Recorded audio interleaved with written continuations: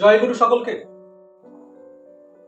আমার অফিসের সহকর্মী, নাম তার দেবার্গ, বয়সে অনেকটাই ছোট, ছোট ভাইয়ের মতো সম্পর্ক তার সঙ্গে আমার সহকর্মী হলেও 3-4 দিন আগে সে একবার টি ব্রেকের সময় চা খেতে খেতে প্রশ্ন করেছে, সৌমেনদা, ধরো তোমার বা আমার জীবনে অতীতে কেউ বা কারা ক্ষতি করেছিল, ক্ষতি করার চেষ্টা করেছিল, কোথাও বা অপমানিত বা অসম্মানিত করার চেষ্টা করেছিল, এগুলোর পরও কি তোমার বা আমার উচিত হবে তারা যদি আমাদের কাছে উপকার আশা করে, কোনো উপকারের আশা নিয়ে আমাদের কাছে এসে আবেদন জানায়, এরপরও কি তুমি বা আমি তাদের উপকার করব? সেটা কি ঠিক? আমি কিছুক্ষণ চুপ করেছিলাম, কারণ দেবার্গর প্রশ্নটা ছোট হলেও প্রশ্নের গভীরতা অনেক বেশি। তাই এই প্রশ্নের উত্তর খুব সঠিক, সুন্দর হওয়া উচিত, যাতে ওর বা আমার বা আমাদের মতন কারোরই মনে ভুল ধারণা তৈরি না হয়। ভুল ধারণা থেকে ভুল করব, আমাদের সকলের ক্ষতি হবে।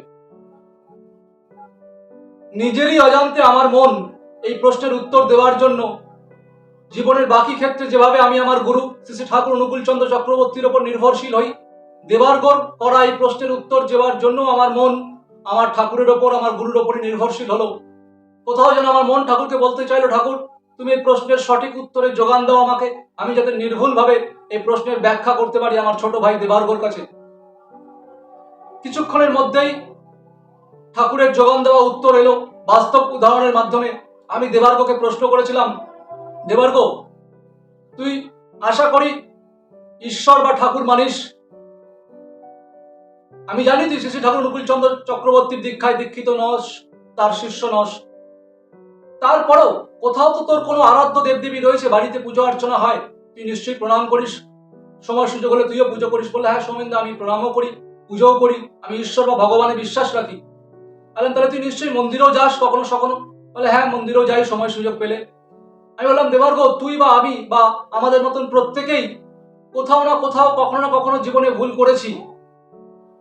তো আমরা প্রতিনিয়ত ভুল করার পরও যখন মন্দিরে যাই বা পুজো দিই, আমরা আমাদের আরাধ্য দেবদেবীর কাছে প্রার্থনা করি, হে প্রভু, আমাদের কিসে মঙ্গল হবে, তা তুমি তোমার মতন করে আমাদের মঙ্গল করো, আমাদের জীবনের উন্নতি বা সফলতা, আমার পরিবারের ভালো থাকার সব দায়িত্ব তোমার উপরে, তুমি যেভাবে পারো তোমার মতন করে সবকিছু সামলে রেখো, আর আমার বা আমাদের করা ভুলগুলিকে ক্ষমা করে দিও।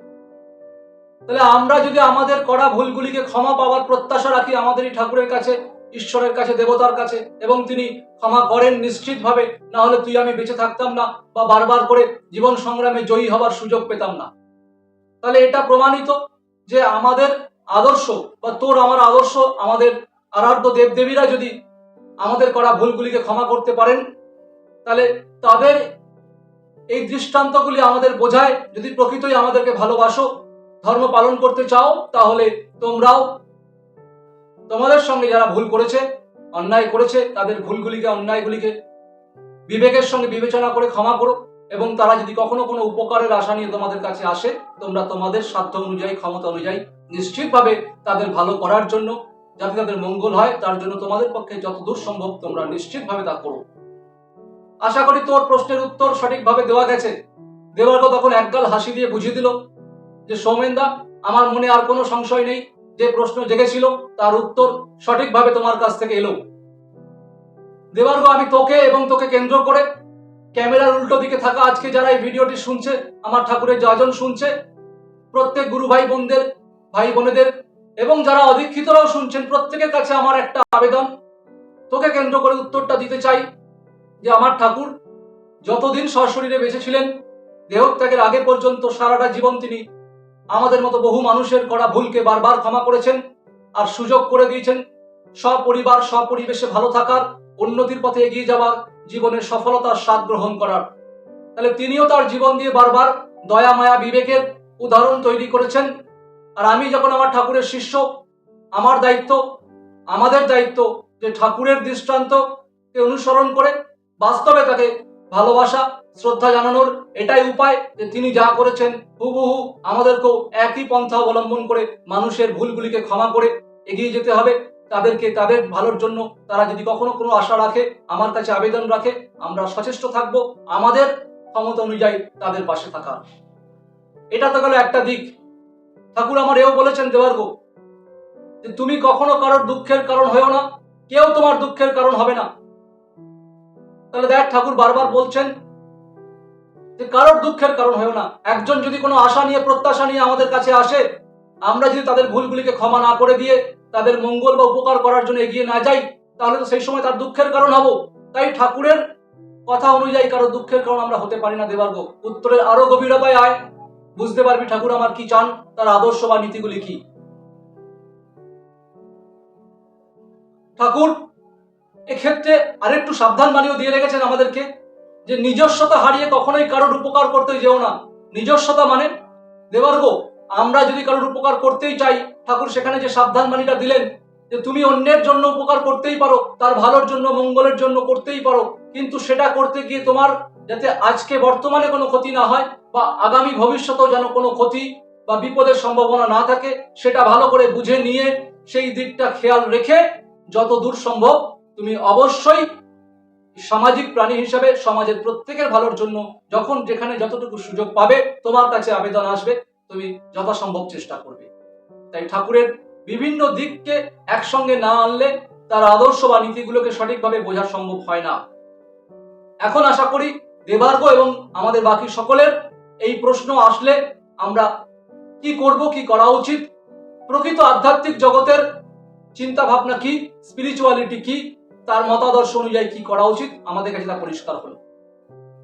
আগামী দিনে ঠাকুরের অন্য কথা, অন্য দৃষ্টান্ত, বাস্তব উদাহরণের মাধ্যম দিয়ে বাস্তবভাবে ঠাকুরের কথাগুলিকে আপনাদের কাছে আবারও পৌঁছে দেওয়ার চেষ্টা করব। তার সঙ্গে আমি জানি এই ভিডিও শুধু ঠাকুরের দীক্ষিত সৎসঙ্গীরা দেখছেন এমন নয়, দেবার্গর মতন এমন বহু অদীক্ষিত নন সৎসঙ্গী তারাও ঠাকুরের ভিডিও দেখেন। তাদের মধ্যেও বহু ভালো মানুষ রয়েছেন যারা বাস্তবে সুআদর্শ নীতি মেনে চলেন। তাদের কাছে, প্রত্যেকের কাছে আমার অনুরোধ, ঠাকুরকে কেন্দ্র করে শুধু আমার চ্যানেলে নয়, যখন যেখানে যে ভিডিও পাবেন, সেটা লং হোক শর্ট হোক, পুরোটা দেখার চেষ্টা করবেন ধৈর্য সহকারে। কারণ ঠাকুরকে কেন্দ্র করে প্রত্যেকটি কথা ঠাকুরেরই কথা, আর পুরোটা না শুনলে তিনি কি বলতে চান সেটা সঠিকভাবে বুঝতে পারবো না। আর বুঝতে না পারার ফলে বাস্তবে পালন করার জন্য যে উৎসাহ উদ্দীপনা তৈরি হবে আমাদের মধ্যে, সেটাও তৈরি হবে না। যার ফলে বাস্তবে পালন করা না হলে প্রকৃত মঙ্গল পাওয়ার যে রাস্তা সেটা তৈরি হয় না, প্রকৃত আনন্দ পাওয়ার রাস্তা তৈরি হয় না। তাই ঠাকুরকে কেন্দ্র করে প্রত্যেকটি ঘটনা, প্রত্যেকটি যাজন যখন যেখানে সুযোগ হবে পুরোটা মন দিয়ে শুনবেন। পুরোটা মন দিয়ে শোনা মানেই আমরা সকলে মিলে ভালো থাকার সুযোগ পাবো। ঠাকুর আমার একা ভালো থাকার নীতিতে বিশ্বাসী নন, সবাইকে নিয়ে বেঁচে বেড়ে আনন্দের সঙ্গে ভালো হওয়ার, বড় হওয়ার দিকে এগিয়ে যাওয়া, সকলে মিলে ভালো থাকার নিয়ম নীতিগুলিকে তিনি এক সূত্রে বাঁধতে চেয়েছেন। আজকে এতটুকুই থাক, আর দীর্ঘ করব না।